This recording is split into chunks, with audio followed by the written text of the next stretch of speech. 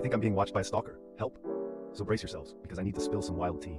A few weeks back, I started noticing some weird things happening around my neighborhood. At first, it was just little oddities. The neighbor's cat would always stare at me when I walked past, and I thought, okay, I guess it just likes me. But then things escalated.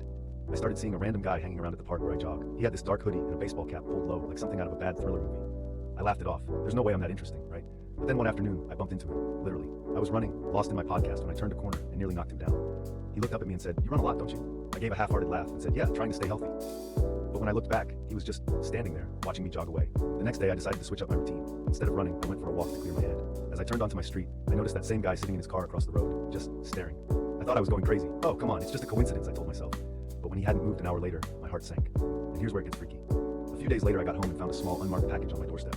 Inside were just a couple of my favorite snacks, some gummy bears, and a note that just said, "I thought you might enjoy these." I won't lie, I felt my stomach drop. Who were they? How did they know what I liked? I decided to call a friend over because, let's face it, I was freaking out. We sat down for a movie night, trying to block out the creepiness. But I kept glancing out the window every few minutes, half expecting to see him lurking in the shadows.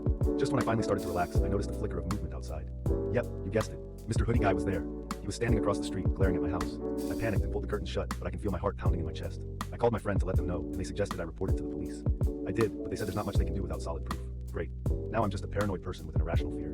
But here's the craziest part. Last night, I went to get some late-night snacks, and I found two strange texts on my phone from an unknown number saying, "I'll always be watching." What the hell? If I disappear, you guys know where to find me.